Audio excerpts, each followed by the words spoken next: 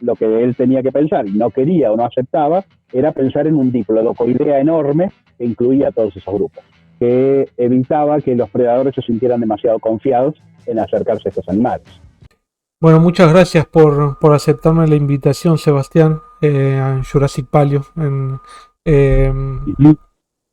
Te había invitado para hablar sobre, primero, cómo decidiste estudiar paleontología y qué te llevó a pensar que era lo que querías estudiar por el resto de tu vida.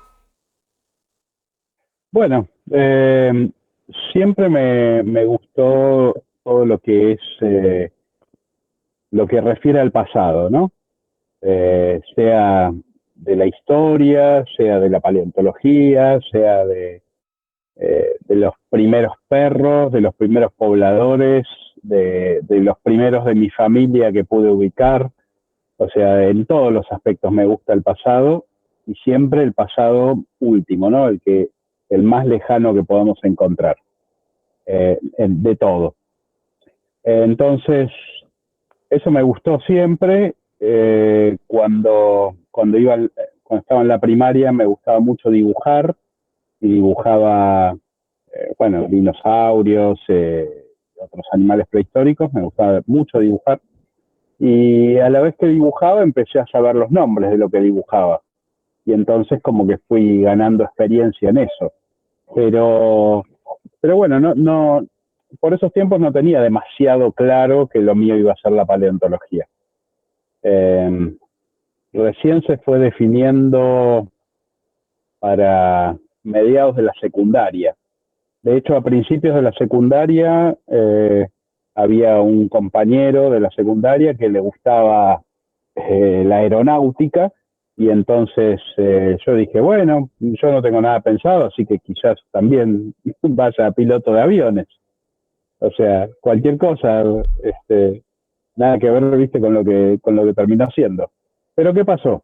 Cuando tenía 12 años, salió una nota, te hago el cuento largo, ¿no? No tenés problema de tiempo. No, no, si vos no tenés problemas, no. Bueno, cuando tenía 12 años salió una nota en Bisiken que decía que habían encontrado un dinosaurio vivo en África. Y bueno, yo para ese entonces sabía mucho de dinosaurios. Eh, no pensando en ser paleontólogo, pero sabía mucho. Y entonces me sorprendió mucho la noticia. Eh, y también encontré que la nota había salido en Clarín. Entonces, pero era una nota muy corta, ¿viste? Era una nota de una columna solamente. Eh, a ver, de todas las cuatro columnas que puede ser, no sé, una página de diario, esto era de una columna de ancho y cortita. Entonces, no decía nada, era muy poco. Lo único que decía es que se trataba de un animal que habían encontrado en el Congo, que tenía un cuello largo y una cola larga y musculosa como la de un cocodrilo, y que lo llamaban Mokele Movembe, los nativos. Entonces, bueno, quería más información y no la tenía, y, y bueno, pude ver que la nota empezaba con tres letritas que decía N, Y, T. Y entonces deduje que esto era New York Times, que la nota original debería venir del New York Times. Y entonces averigüé dónde podía conseguir New York Times. Y me dijeron en la Biblioteca Lincoln, que es una biblioteca asociada a la Embajada de Estados Unidos o al consulado. Entonces El rastreo de fui, al, información. fui al centro Lincoln y les dije, bueno, necesito ver los New York Times. ¿Cuáles? Todos. Imagínate que es un periódico, así que viene todos los días. Y bueno, empecé a rastreé todos los que tenían en papel y después seguí por los microfilms, que es una técnica que se usaba básicamente de escaneo fotográfico, y entonces vas pasando las páginas con una máquina, ¿no? Y bueno, hasta que la encontré la nota, y como no tenía un buen manejo del inglés en ese momento, escribí la nota, digamos, transcribí palabra por palabra sin saber lo que decía. Y después, bueno, me ayudaron a traducirla. Para ese entonces ya estaba en los primeros años de la secundaria y, este, y bueno, tenía la idea de irme al África a buscar a este Mokele Movembe. Pero claro, tenía 14 años en ese entonces y digamos como... Así que, bueno, le dije a mi profesora del secundario de Historia y Educación Cívica, que es una persona, digamos, muy, muy divina y que siempre tenía respuestas para todos. Entonces, le conté que quería hacer una expedición al África para buscar fósiles. No le dije que para buscar un dinosaurio vivo.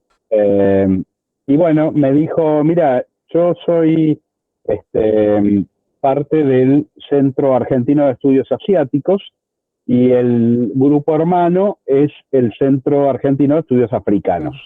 Entonces, y conozco al director, si querés te consigo una entrevista con él y le decís lo que necesitas.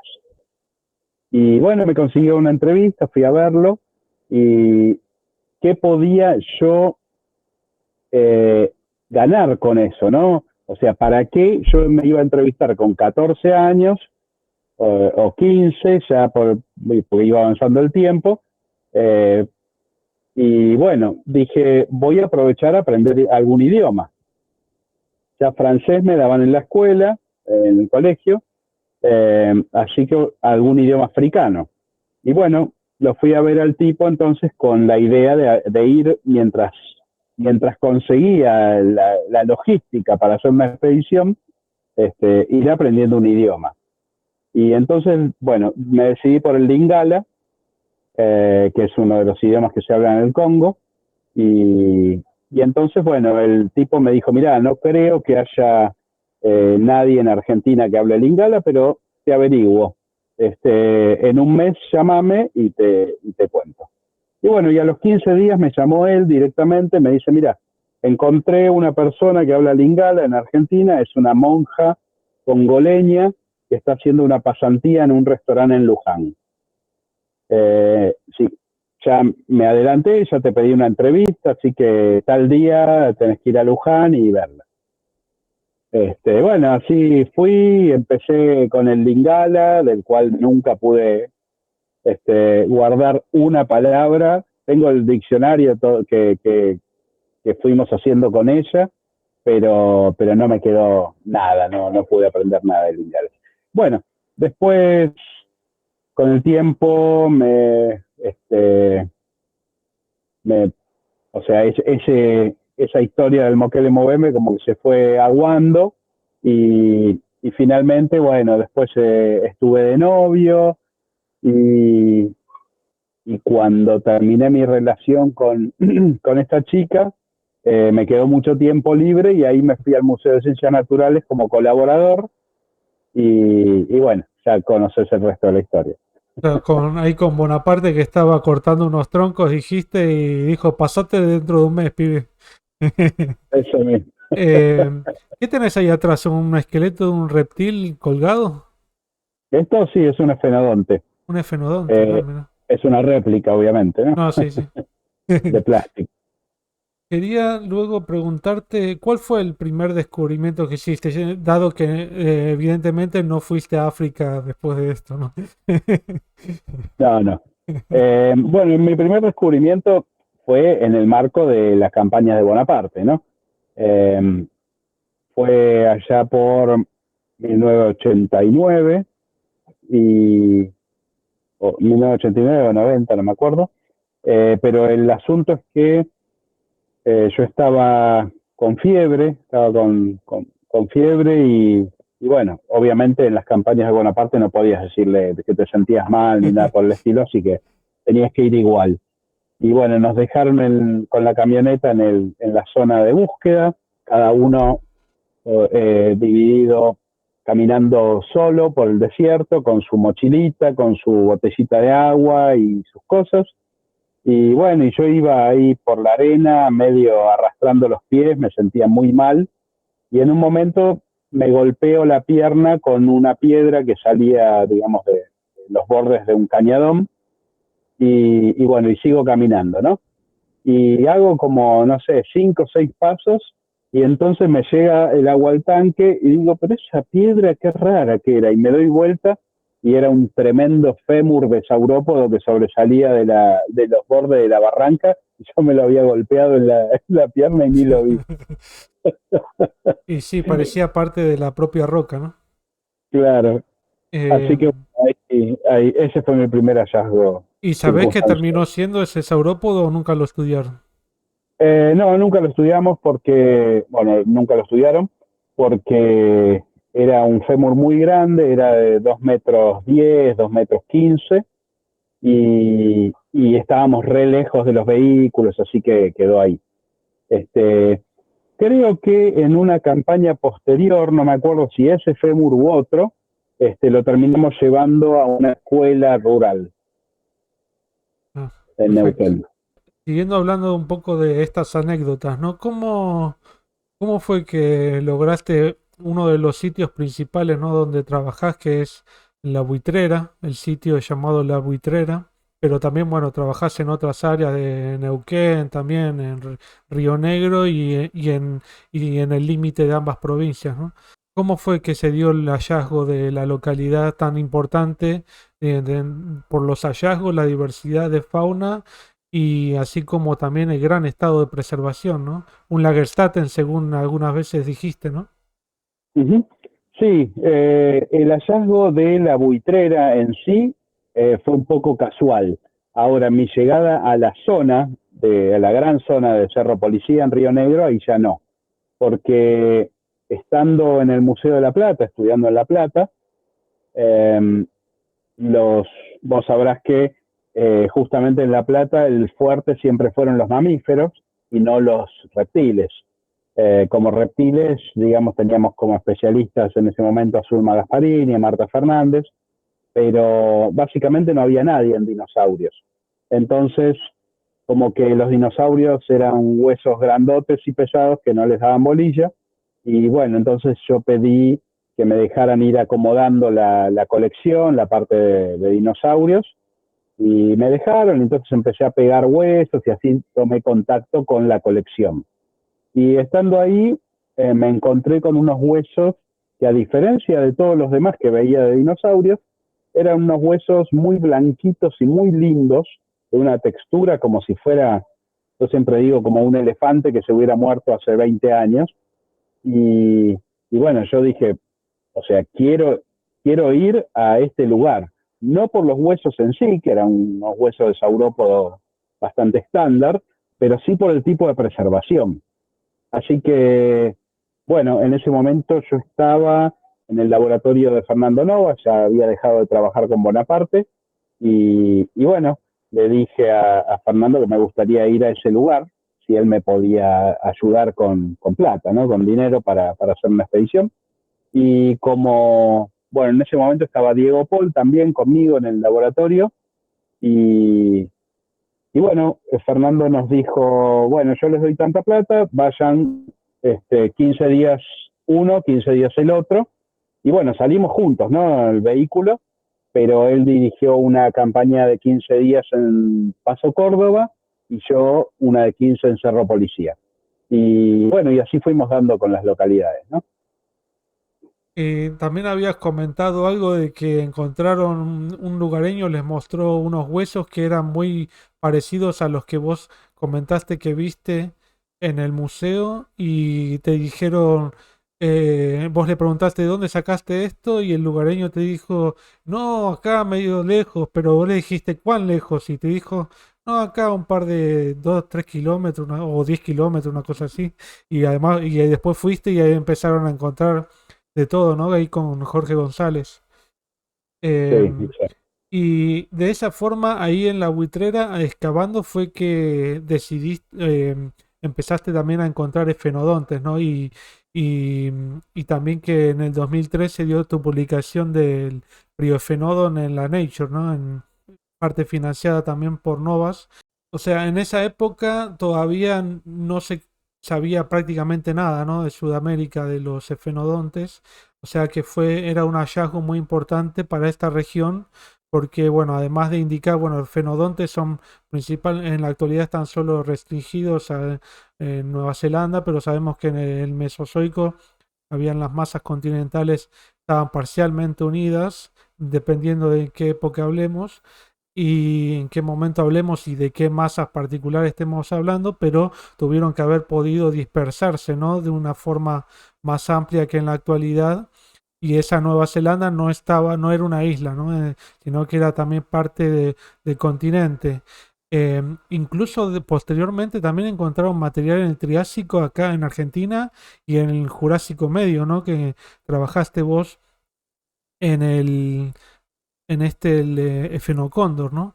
Vos, ¿cómo, cómo describirías vos la abundancia, la diversidad de los efenodontes y cómo caracterizarías su diversidad morfológica? Bueno, los efenodontes básicamente son los hermanos de los lagartos, ¿no? No son lagartos, pero son muy parecidos. Entonces, tienen muchas características en común con los lagartos. Pero ¿qué pasa? Mientras entre los lagartos tenemos animalitos como los gecos que pueden caminar por las paredes, pero no pueden cerrar los ojos, porque no tienen párpados. Tenemos animales enormes como el dragón de Komodo y parientes fósiles como los mosasaurios, ¿no? De hasta 12 metros de largo, o, o lagartos más raros todavía, que son las serpientes, que no tienen patas, tienen un solo pulmón y pueden abrir la boca más grande que lo que es su cabeza. Entonces, los lagartos han experimentado una diversidad morfológica eh, enorme. Y de hecho, hoy día hay el doble de especies de lagartos que de mamíferos, por ejemplo. Y no estoy hablando de reptiles, solo estoy diciendo lagartos, ¿no? Eh, Así que, bueno, son un grupo muy diverso. Ahora, de los efenodontes, como bien decías, hay apenas una especie, podríamos decir dos, pero ahí andan, ¿no? Y en Nueva Zelanda. Y encima no es cualquier efenodonte, es un tipo especial de efenodonte con muchas características raras. En primer lugar, es gigante para el tamaño de muchos de los efenodontes fósiles, en especial los de su grupo.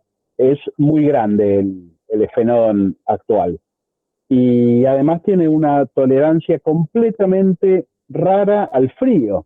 Es un animal que puede estar lo más pancho con 5 grados de temperatura, lo cual es completamente ilógico para cualquier otro lagarto, ¿no? Excepto, bueno, algunos iguánidos que han logrado vivir en Santa Cruz, entonces tienen también sus adaptaciones al frío. Pero Efenodon es un efenodonte raro.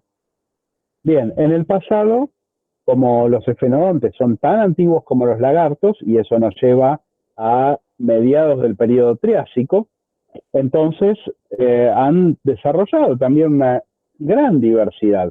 Hay quienes piensan en los efenodontes como fósiles vivientes, que siempre fueron iguales y siguen siendo iguales a los del Jurásico, y nada que ver.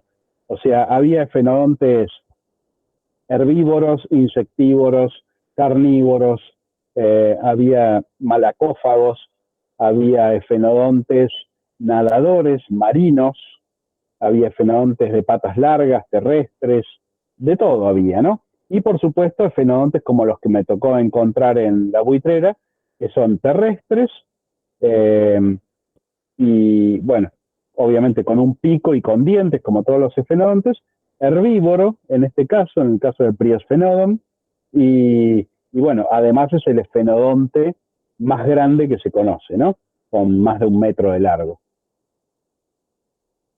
Y también los dientes, ¿no? No podríamos decir que se parecen mucho a los de los mamíferos, pero sí son más parecidos o más complejos en sí que en otros reptiles o saurópsidos, ¿no? ¿Qué, qué Uh-huh. movilidades podemos encontrar? Porque en el canal no hay problema con la terminología, porque yo después lo explico, pero por ejemplo, de los movimientos así que básicos que conocemos, ortal, propalinal, ectontal, ¿vos qué crees que podrían haber ejercido? una gran variedad intermedia entre todos estos movimientos? ¿O? No, no, no, no. Los cefenodontes son muy restringidos en ese sentido. O sea, los lagartos tienen más posibilidades, pero los cefenodontes, justamente como el hueso cuadrado, que es el hueso que articula el cráneo con la mandíbula, ese hueso que en los lagartos está como suelto, o sea, tiene un punto de anclaje móvil, en los cefenodontes no, está fijo. Entonces, el movimiento es muy restringido. Y en el caso de todos los cefenodontes, eh, los modernos y muchos de los fósiles, el movimiento es, como dijiste, propalinal. O sea, la mandíbula cierra y después de cerrar se desplaza hacia adelante. Entonces, y encima va encarrilada la mandíbula entre una hilera de dientes del maxilar y de el palatino. O sea, hay dos hileras de dientes paralelas y la mandíbula cierra entre esas dos hileras y se desplaza hacia adelante. Ese mecanismo es, para su tamaño, es uno de los métodos de corte más eficientes que tienen los vertebrados.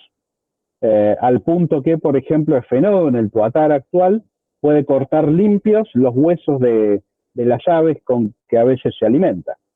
Entonces, es un método de corte muy efectivo. Y más si tienen una dentición como la que tienen, que es estilo sierra, ¿no?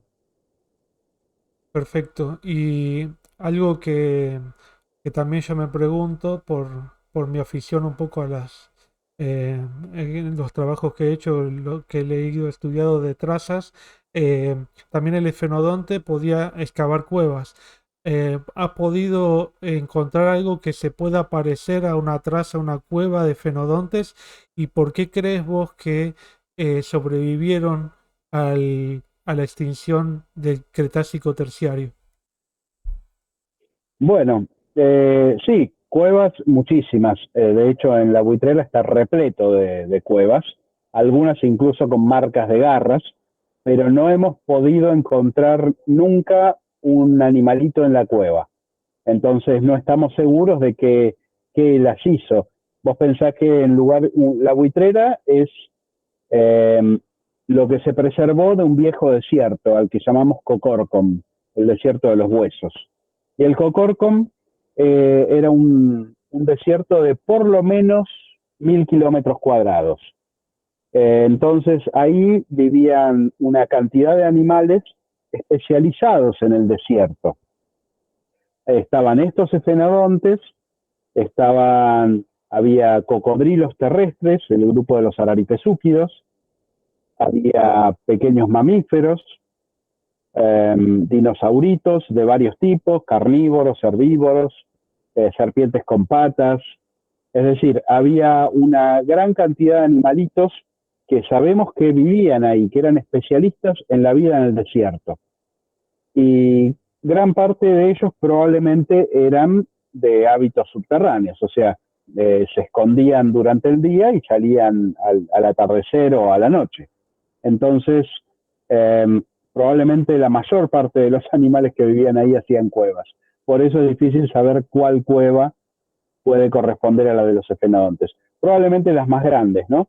Pero también, como te digo, también tenemos cocodrilos que tienen el mismo tamaño, o dinosauritos, así que es difícil decir. Y con respecto a la supervivencia en la extinción, eh, bueno, el por qué es muy difícil, ¿no? Como hemos estudiado en la facultad, durante una extinción masiva se anulan, se cancelan todas las reglas de la supervivencia y pasa a ser la suerte el factor más importante.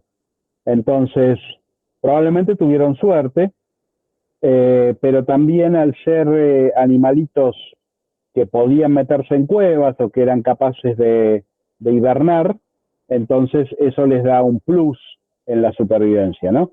Y de todos modos, eh, los efenodontes que sobrevivieron son efenodontes carnívoros o insectívoros, ¿no? Que pueden comer las dos cosas, pero no sobrevivieron hasta donde sabemos los herbívoros. Perfecto.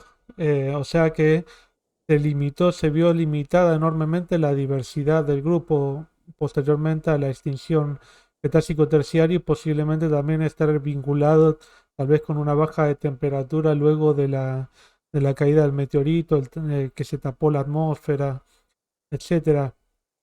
Curioso también que no hayan desarrollado otros hábitos, ¿no? Porque también hay una hipótesis de hace un par de años que decía que, por ejemplo, aves granívoras pudieron sobrevivir la extinción del posterior al Cretácico, en parte por, bueno, la ausencia de dientes, que los efenodontes los tenían, pero porque también podían excavar un poco en la superficie y encontrar semillas. Entonces, de esa forma podían aprovechar mejor cualquier recurso alimenticio que esté cercano y tal vez eso también fue parte de la clave de la supervivencia, ¿no? Porque sabemos también que los animales en sí no están tan limitados a un tipo alimenticio al 100%, ¿no? Tal vez pueden migrar un poco si las condiciones del medio lo requieren, ¿no? Y también sabemos que algunos dinosaurios, o incluso muchos tal vez, también pudieron tal vez haber construido cuevas. Después también trabajaste en saurópodos, ¿no? Usos bastante frecuentemente y hay em, dos grupos principales, ¿no? En Sudamérica, que también incluso Bonaparte se resistía, ¿no? Un poco a creer en la presencia de diplodocoides, ¿no? En Sudamérica, en Argentina, hasta que empezaron a encontrar más restos ustedes con tanto, bueno, ya Bonaparte igual había encontrado el Amargasaurus y luego ustedes también trabajaron en el Bajadasaurus. Y bueno, pero está el Bonatitan también, que es muy divergente, pero es un titanosaurio, ¿no? Entonces, ¿vos cómo encuadras vos la diversidad de los saurópodos del Cretácico de Argentina y tal vez un poco de los nichos, la morfología, las diferencias morfológicas básicas? Bueno, a veces cuando pensamos en los tiempos del Cretácico, tenemos que eh, no pensarlo como un momento estático. A lo largo del Cretácico, dentro del Cretácico hubo extinciones, hubo grupos que tuvieron éxito y otros que desaparecieron. O sea, y no me refiero al final del Cretácico, me refiero a la mitad del Cretácico, pasaron varias cosas. Entonces, eh, por ejemplo, al principio del Cretácico teníamos varios diplodocoideos y varios titanosauriformes, varios linajes me refiero. Pero a medida que fue avanzando el periodo, fueron extinguiéndose unos, otros, y al final quedaron solamente un par de grupos de titanosáuridos. Entonces, eh, digamos, definir el Cretácico por sus diversidades es difícil. Hay que elegir un momento concreto, por ejemplo, para jugar con eso. Pero quería decirte una cosa, que con respecto a lo que pensaba Bonaparte, obviamente Bonaparte este, reconoció a los rebatisáuridos, reconoció a los dicreosáuridos. Lo que pasa es que él los veía demasiado diferentes a Diplodocus. Entonces, lo que a él le hacía ruido era que esos bichos se relacionaran con Diplodocus, concretamente. Porque efectivamente vos agarrás un rebaquisaurido y es muy diferente a Diplodocus y un Megasaurus ni hablar. Pero bueno, él como que no aceptaba eso, ¿no? Eh, la semejanza concreta a Diplodocus, pero en realidad lo que él tenía que pensar y no quería o no aceptaba era pensar en un diplodocoidea enorme que incluía a todos esos grupos. Perfecto. Y algo que siempre te pregunta la gente, ¿no? Tengo que preguntarlo sí o sí, aunque no haya tal vez una respuesta definitiva, es, viste que, bueno, Bajadasaurus que tiene las espinas neurales orientadas hacia adelante, muy alargadas, y Amargasaurus hacia atrás, y todo en el cuello, básicamente, y un poco en el dorso, ¿no? Pero vos... Bueno, eso depende del viento. Sí, más o menos. Es una ¿Cómo, broma. no hay problema? ¿Cómo interpretarías vos o cómo interpretan o cómo creen que pudieron haber sido utilizadas de alguna forma, siempre hablando, ¿no? La necesidad, siempre prácticamente de forma función, eh, entre Amargasaurus y Bajadasaurus. Pudo haber sido display, pudo haber sido diferenciación específica, ¿qué querés? Bueno, lo más importante es que pudo no ser nada de eso, pudo ser simplemente casual.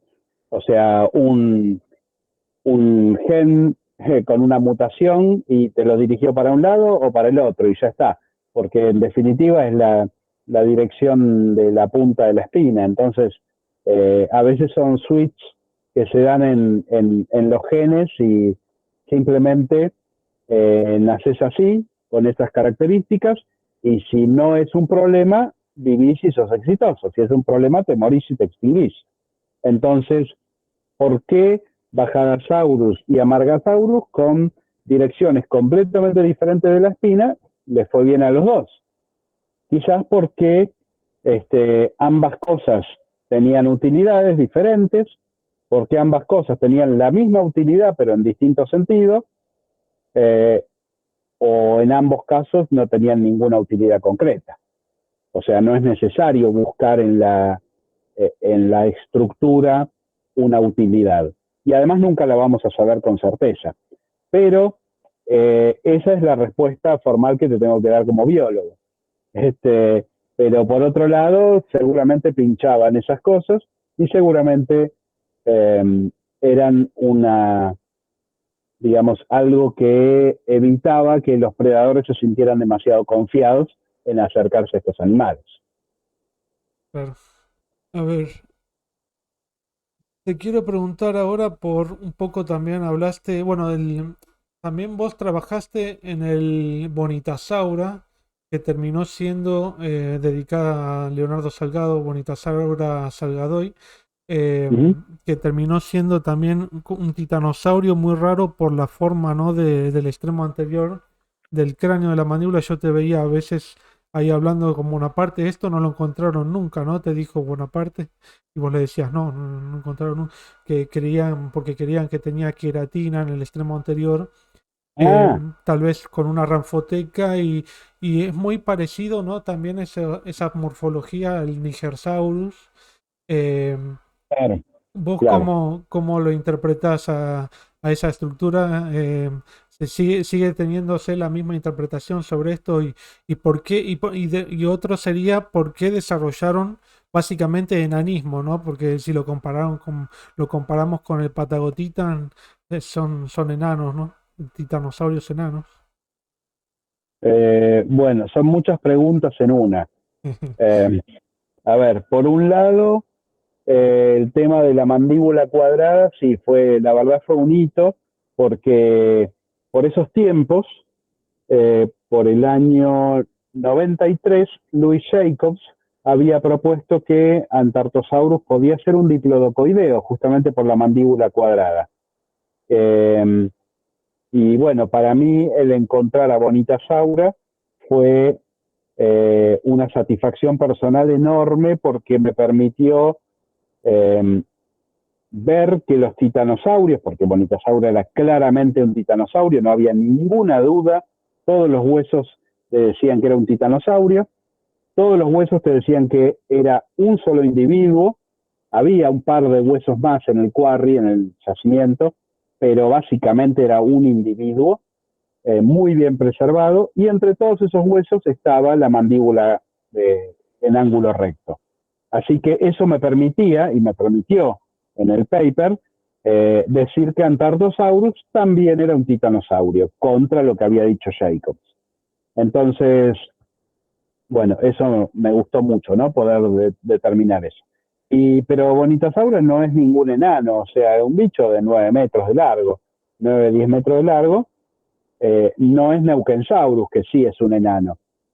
Eh, entonces, eh, o sea, sí se da el enanismo ahí a fines del Cretácico superior, aparecen varias formas enanas, pero bueno, Bonitasaura, de hecho, está más alineado filogenéticamente con los grandotes. Lo que pasa es que era jovencito Bonitasaura, ¿no? Claro, y el tema también de la posible ranfoteca, ¿no? Así, bien entre comillas, por decir una estructura no análoga, podríamos decirlo, a el que tienen, no sé, por ejemplo, las aves o las tortugas o cualquier otro animal con ranfoteca, pero sabemos también que los reptiles o los saurópsidos, ¿no? Por incluir a las aves, tenían muy poca musculatura facial, ¿no? Y aún lo siguen reconstruyendo incluso al Triceratops con mucha mejilla musculosa, ¿no? Todavía hasta el día de hoy. Y es probable también que hayan tenido la piel más pegada a la fila dentaria, ¿no? De lo que se los reconstruye y estas diferenciaciones morfológicas de la región facial se diferencian de los mamíferos por eso, ¿no? Porque los mamíferos desarrollamos otros músculos, ¿no? ¿Vos creés que también incluso el efenodonte, ¿no? También habría tenido un tipo de ranfoteca o por así decirlo algo parecido y Venetoraptor también que apareció ahora. Eh, vos ves esto de la presencia de la ranfoteca como si fuera un equivalente a la musculatura facial de los mamíferos en distintos grupos? No sé si se me entiende la pregunta. No, no mucho, porque, o sea, la ranfoteca es sencillamente una herramienta de corte. Entonces, esto está en las aves y está en muchos otros reptiles, Sí, esfenodontes incluidos, saurópodos incluidos, de acuerdo a lo que vamos viendo. Así que, digamos, esa es la herramienta de corte. Ahora, ¿con qué la manejás? ¿Con qué musculatura? Es otra historia. claro. Pero bueno, yo, si bien, como bien decís, muchos reptiles tienen poca musculatura facial, eh, igual tienen buena musculatura de, este, a ver, Posterior, hoy ¿no? tenemos pocos reptiles comparables a lo que fueron los ornitodiros fósiles, ¿no? Entonces, ¿cuánta musculatura de masticación tenía un iguanodonte, un ceratopsio? Creo que es difícil decirlo, pero me parece que tenía mucha más de la que señalaríamos de pensarlo simplemente como lagartos, ¿no? Ajá, interesante. Eh, y vos como hasta hace poco encontraron este ornitisquio raro, ¿no? El jacapil, chiquitito con osteodermos bastante grandes para su tamaño, ¿no? Creo. Em, no pareciera haber sido muy útil, por así decir, de nuevo forma función, muy útil para defenderse o evitar no sé, una mordida o un rasguño de un terópodo. Y además era chiquito y bípedo. Además es bastante raro, ¿no? Esto de encontrar un bípedo con osteodermos. ¿Vos cómo encontrás la evolución de estos enanos ornitisquios en Patagonia con osteodermos?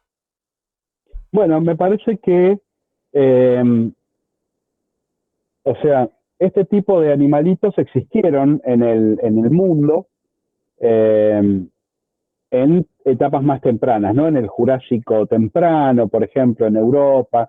Es un Y estegosaurio, ¿no? no, no, no, Ah, estoy no, equivocado. Ah, Scutelosaurus, por ejemplo. O sea que son ornitisquios, tireóforos, sí, sí. pero tempranos, ¿no? Que eran pequeños, que eran bípedos, que eran acorazados, o sea, había, como te digo, Scutelosaurus, por ejemplo, es uno de ellos, eh, Chelidosaurus también, ¿no? Elidosaurus también, o sea, había estos animalitos, pero en el resto del mundo se extinguieron. Ahora, ¿por qué por qué sobreviven en Patagonia? Bueno, en Patagonia, al menos en ese lugar y en ese momento, tenemos la particularidad de que justamente en el Cenomaniano, que es donde aparece Jacapil, tenemos, si bien había terópodos pequeños como Buitreraptor, como el Nayetri, también estaban los terópodos más grandes del mundo, como Giganotosaurus carolini. Entonces, cómo ser un acorazado lento cuando el carnívoro es demasiado grande. O sea, no importa cuán acorazado seas, igual te va a comer. Entonces, eh, quizás una buena estrategia es no quedarse a esperarlo. O sea, Claro. ser lo suficientemente veloz para con escudo y todo salir corriendo. Entonces, los escuditos de Zacapil, si eran una herramienta de defensa, no la eran para grandes terópodos, eran para terópodos chicos.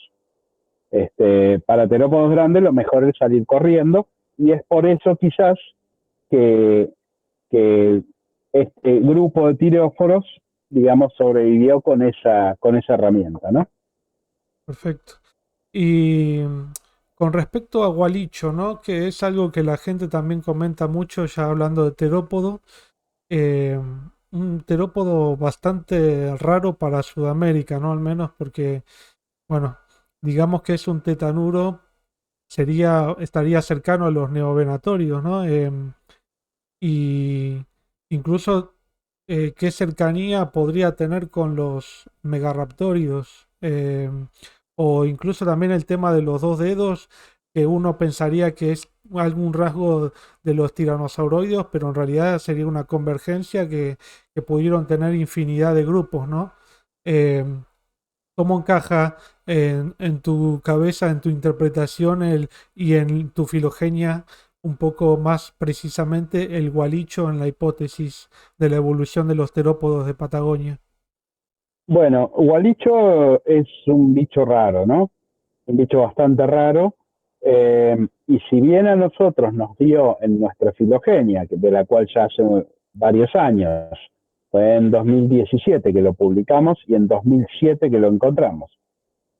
Así que son muchos años y, y bueno, nosotros hicimos el estudio, hicimos el análisis filogenético y en ese momento nos dio, como vos dijiste, eh, relacionado de algún modo dentro de los tetanuros a los neovenatóridos y con cierta distancia también a los cárcaros, pero sobre todo a los neovenatóridos.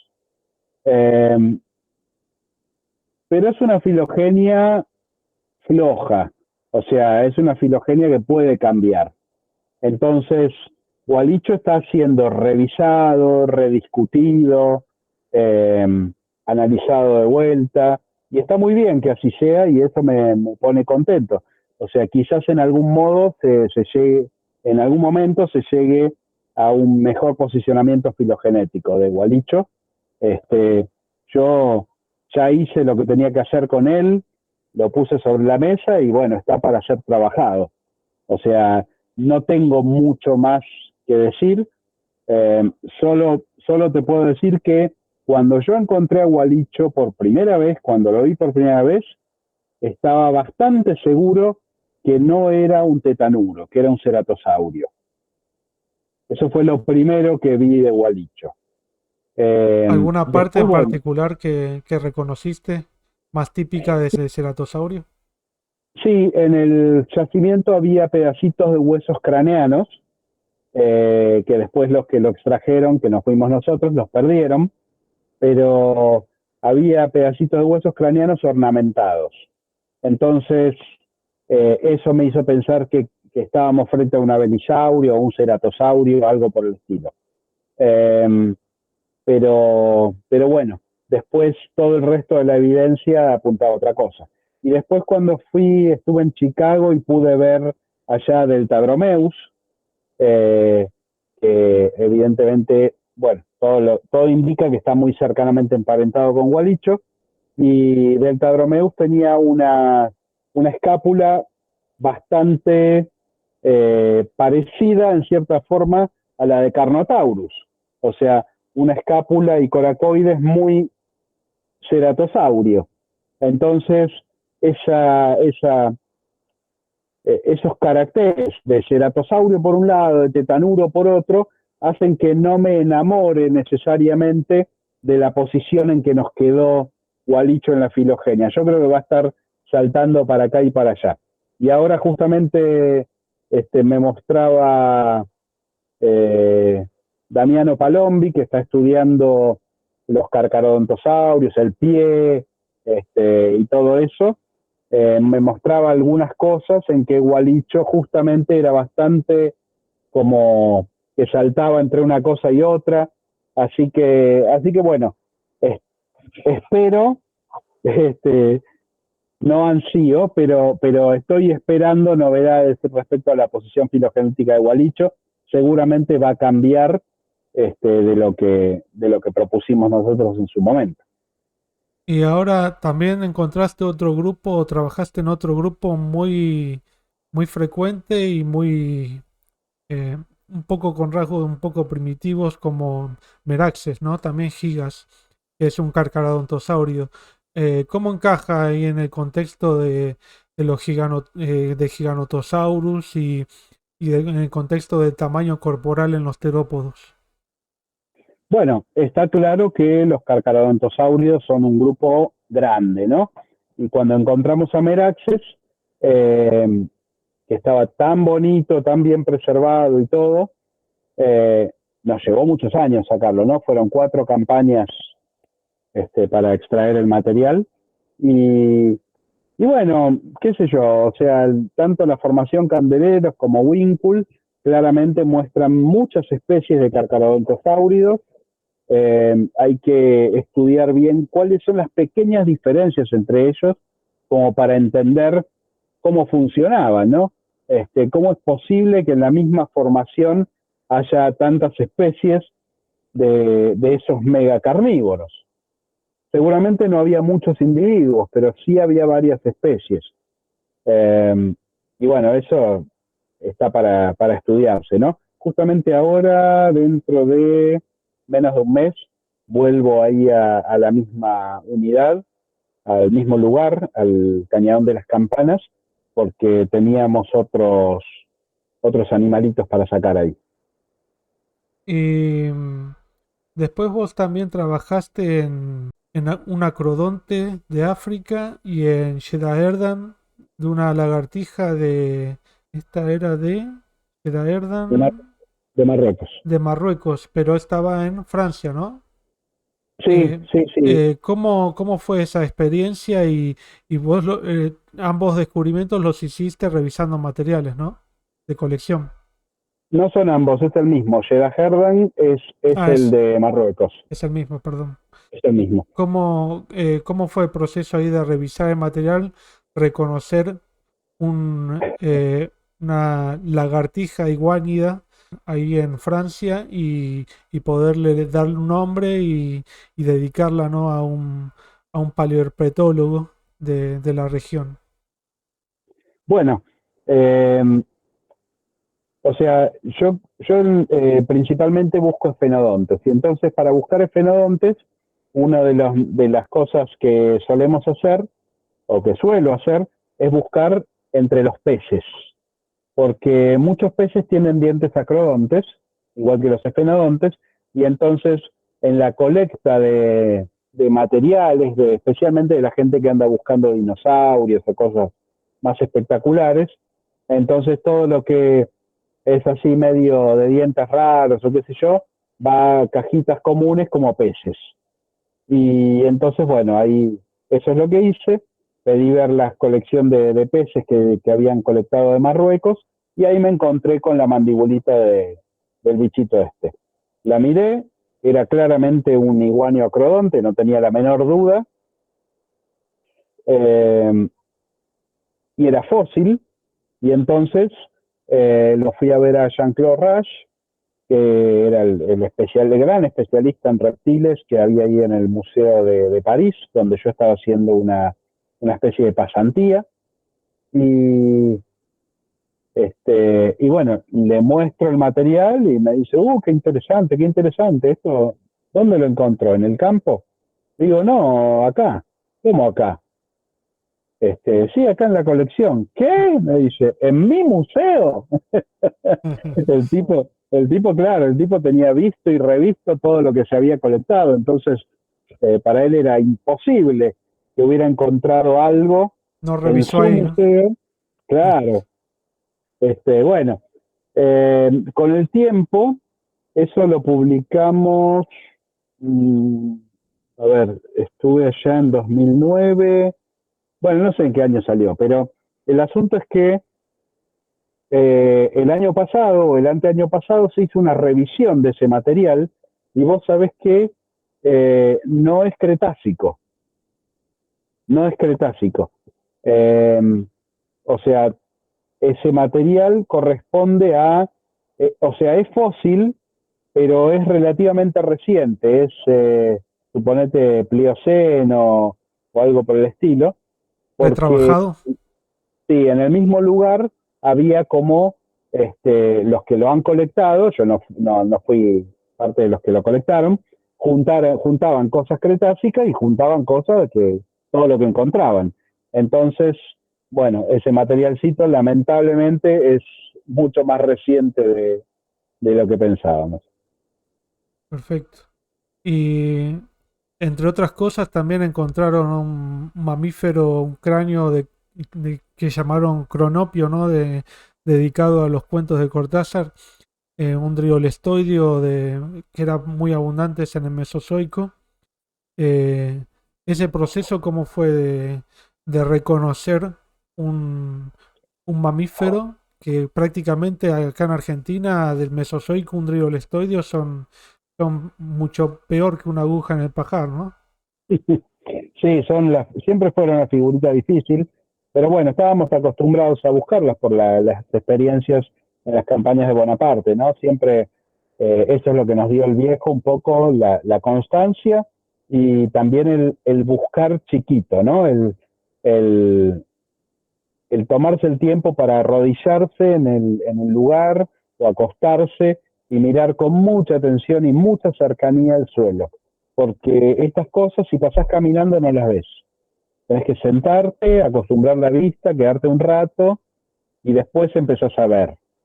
Entonces, eh, el primer material de estos driolestoides fue en los tiempos en que íbamos al campo con mi Jeep, un Jeep modelo 58, que justamente como había ganado dinero en el concurso de preguntas en televisión de tiempo de siembra, pude cambiarle el motor, le puse un motor Mitsubishi gasolero del 85 y con eso mi Jeepito modelo 58 se convirtió en una linda nave.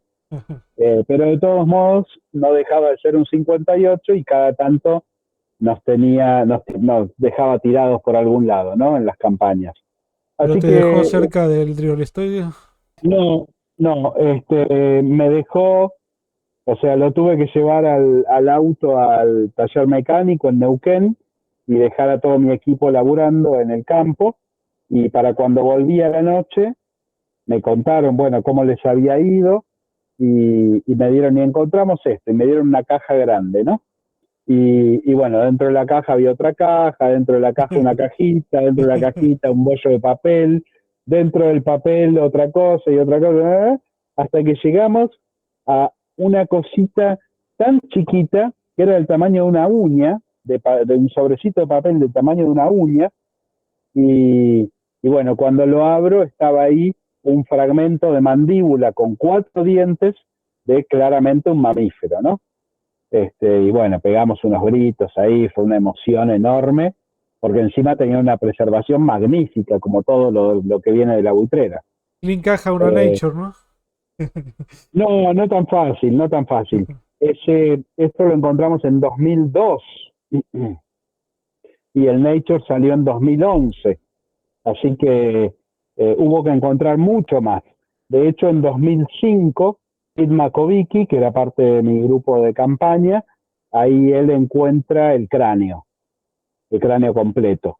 Porque Guillermo Rougier siempre decía que, digamos, era mi pata en el tema mamíferos. Entonces, Guillermo decía, no, esperate, encontremos algo más completo. Pero Guille, con esto ya podés decir un montón de cosas. No, encontremos algo más completo, ya va a aparecer. Y bueno, y así fuimos, hasta que Pete encuentra ese cráneo completo en 2005 hicimos un montón de análisis, los estudios, fue preparado Así que recién la publicación salió en 2011. Y, y por esos mismos años también encontré otro mamífero de la buitrera que todavía no publicamos, y que es bastante raro, un animalito muy hermoso, muy raro, pero que bueno, todavía no lo hemos publicado. Y Guille se toma su tiempo también para no apresurarse. ¿Y cómo encaja en la diversidad de esta una serpiente con patas? Bueno, las serpientes con patas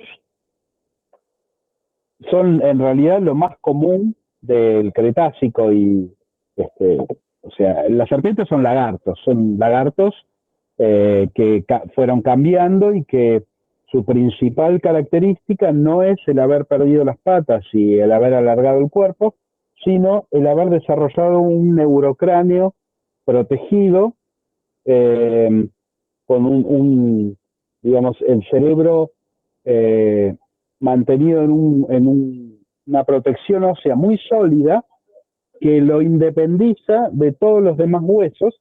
Entonces los demás huesos pueden jugar, abrirse, abrir la boca enorme, separarse, pero el neurocráneo está bien, bien protegidito ahí. Entonces, esa es la principal característica de las serpientes y no el alargamiento del cuerpo. Y esa característica surgió en el periodo Jurásico. De hecho, para el Jurásico superior ya las serpientes estaban diferenciadas. Había serpientes este, acuáticas, terrestres, del desierto, del bosque, ya en el Jurásico. Así que imagínate que para el Cretácico superior, cuando encontramos Nakash o cuando la gente encuentra Paquirraquis o Hasiofis en Medio Oriente, que es también para más o menos para la misma época, 100 millones de años, las serpientes ya llevaban 70 millones de años dando vueltas por el mundo. Entonces, eh, nada, ¿qué podemos decir? No mucho, ya son serpientes muy derivadas. Claro. Y las serpientes son tan lagartijas que salió Tetrapodophys que parecía una serpiente y terminó siendo una lagartija, ¿no?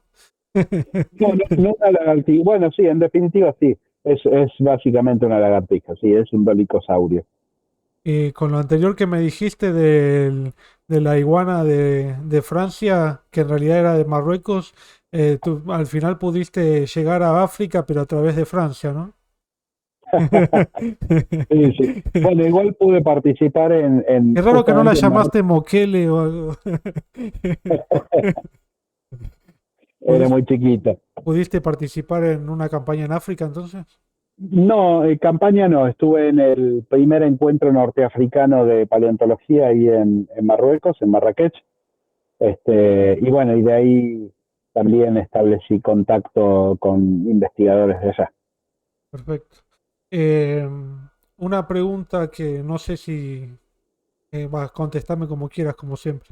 Eh, ¿Qué te parece? ¿Qué opinión te merece, de nuevo una opinión, Prehistoric Planet? Ah, me encanta, me encanta, Ah, ah, me encanta. pensé Sí, la que... amo. No, Em, no, no, me encanta que se permitan soñar, que se permitan volar con las cosas, ¿no? Eh, Me encanta que tenga delirios posibles, porque lo que nos demuestra el mundo de los dinosaurios es justamente eso, que es un mundo delirante, es un mundo donde este, la evolución hace cualquier cosa. Entonces, cuando nos ponemos a analizar los dinosaurios como si fueran lagartos grandes, estamos pifiándola, estamos equivocados. Y vos lo sabes bien, las aves son dinosaurios, así que si hicieron eso, ¿cuánto más habrán sido capaces de hacer? Y para otros lados. Entonces, cuando me muestran a, a los saurópodos con globitos que le salen a lo largo del cuello, o sí. llenos de plumas y todas esas cosas, y digo, sí, claro que sí, es completamente posible. Me gusta mucho más esa versión de los dinosaurios que la versión tímida de lagartos que caminaban en dos patas. Y no tenés la misma opinión acerca de Jurassic World, ¿no? O Jurassic No, para Park. nada. Jurassic Park me gustó mucho porque era novedosa, porque el libro, digamos, Crichton ahí es el que tiene la genialidad de haber hecho esa historia. Y obviamente me gustó mucho ir al cine y verla en aquel año 93 cuando la estrenaron. Fuimos con toda la barra del museo a verla. Y bueno, para mí fue una locura, ¿no? Me impresionó tanto que no pude ver, cuando aparece el Brachiosaurus, el primero no podía ver la pantalla porque sentía una taquicardia tan fuerte que dije, acá me da algo. Así que tuve que mirar al piso y no la pude ver, no pude ver esa parte, la tuve que ver después cuando la vi por segunda vez. Eh, pero bueno, fue una emoción muy grande ver un dinosaurio relativamente bien hecho. Eh, Ahora las demás, bueno, son pochocleras, pero son bastante desastre, ¿no? Pero hasta ahí. Y Mm. sí. Ya, te digo, ya desde la 3 ya no vi más, ya no las veo más, porque no me llama. Sí, no, y a mí ya la última no me gustó para nada, la Dominion, para mí un Mm, disparate total, y después ya la uno y la 2 me resultaron entretenidas, pero hasta ahí, nada que ver a las dos primeras. Incluso en su momento la tercera fue la que más me había gustado, pero duró un tiempo nada más lo que más me había gustado. Te hago claro, las dos últimas preguntas para no molestarte más. dale. Una es, ¿quiénes eran José Bonaparte y Jorge Calvo? Bueno, las dos son demasiado largas de contestar, pero eh, a ver, bueno, Bonaparte, además de haber sido el que me enseñó lo principal en paleontología, eh, es una persona o era una persona que veía, por un lado, el futuro enorme que podía tener en esta ciencia en Argentina, ¿no? Él ya lo había visto, para él no era algo más, y de hecho él tuvo muchas ofertas para irse a trabajar y se fue muchas veces a trabajar afuera, pero siempre volvía. Y no era porque se sintiera incómodo fuera de Argentina, sino simplemente porque él decía, no, ¿para qué me voy a ir afuera si los fósiles están acá? O sea, ¿a qué voy a ir afuera? Así que, bueno, yo creo que él era bastante patriota en cuanto a lo que él quería lograr de la paleontología en Argentina. Pero también fue siempre un laburante extremo, ¿no? Un gran trabajador, eh, que de malos modos, ¿no? Siempre ridiculizaba mucho al que al que no hacía lo mismo que él, pero es que muchos no podían. Pero para él la voluntad lo era todo. Entonces, eh, no te perdonaba que no tuvieras voluntad. Trabajando hasta más de Y los 90 años, ¿no? sí, sí. Sí, un coloso de la paleontología y tuvimos el privilegio de recorrer parte de su camino. Sería como el gran padre de los dinosaurios de la Argentina o de Sudamérica, ¿no? Sí, Y, sí, claramente. y Jorge Calvo, Bueno, Jorge, qué sé yo. Con Jorge yo compartí mi primera campaña. La primera que fui con Bonaparte, Jorge también estaba, allá por el 1989. Y, y bueno, Jorge siempre tuvo como geólogo que era, digamos, eh, desarrolló bastantes cosas en paleontología, ¿no? Fue una persona que emprendedora, muchísima garra con su proyecto Dino y todo eso. muchas trazas, ¿no? Muchas huellas que nombró y que encontraba todo el tiempo. Eh, Sí, además, justamente como él era geólogo, entonces su, su fuerza en la interpretación de esas huellas era buenísima. Perfecto. una cortita también antes de la última que me había olvidado. Las huellas de Bolivia, ¿qué pasó? Que al principio eran Cretácico, después se pasaron a ser Triásico, ¿qué pasó ahí? Bueno, había un error en el mapa geológico, en la hoja geológica.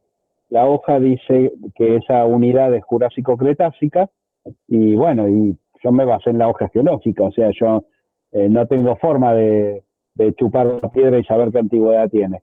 O sea, la verdad es que me baso en la hoja geológica y había una hoja geológica, entonces así lo publiqué. Y con las huellas que habíamos encontrado, y para la antigüedad, el Jurásico-Cretácico, con esos tamaños y esas formas, claramente no eran saurópodos, no eran terópodos, eran huellas grandes que iban a ser, y tenía que ser algún tipo de ornitisquio. Entonces, bueno, apuntamos a eso. Ahora, años después, un geólogo, Thierry Semper, me dice, mirá que hicimos una datación y nos da que estás en el Triásico.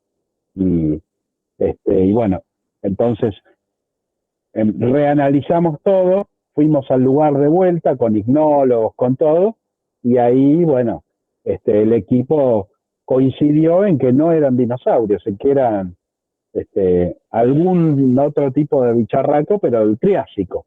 Entonces, bueno, hicimos un nuevo trabajo, le ofrecimos también participar a Thierry Semper, que era el que nos había desayunado con todo esto, pero él no quiso, estaba como con otras cosas, pero bueno, re agradecidos, ¿no? de que nos haya dado esa información, porque es importante corregirse uno mismo, o sea, más que esperar a que venga otro a corregir.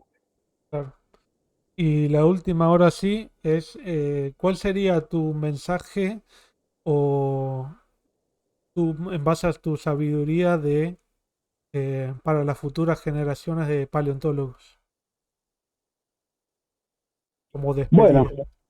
sí, yo creo que lo más importante no es solo para paleontólogos y paleontólogos, sino para todo el mundo, que es trabajar de lo que te gusta.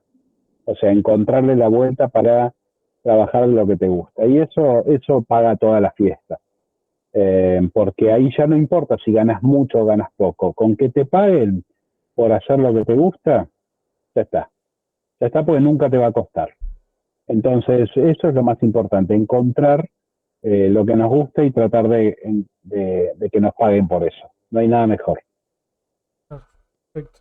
Bueno, muchas gracias Sebastián por esta oportunidad de la charla y bueno, nos vemos más adelante en otro momento cuando encuentres algo o publiques algo grosso, porque seguro que ya tenés un montón de cosas ahí para publicar grosas y todavía no lo hiciste, pero en otro momento seguramente te molestaré por el celular para hacer una pequeña charla de lo que encuentres. Muchas gracias Dale, Cris. Sebastián, nos vemos la próxima. Hasta Dale, pronto, gracias a vos. cuídate, chau chau. Chau, chau.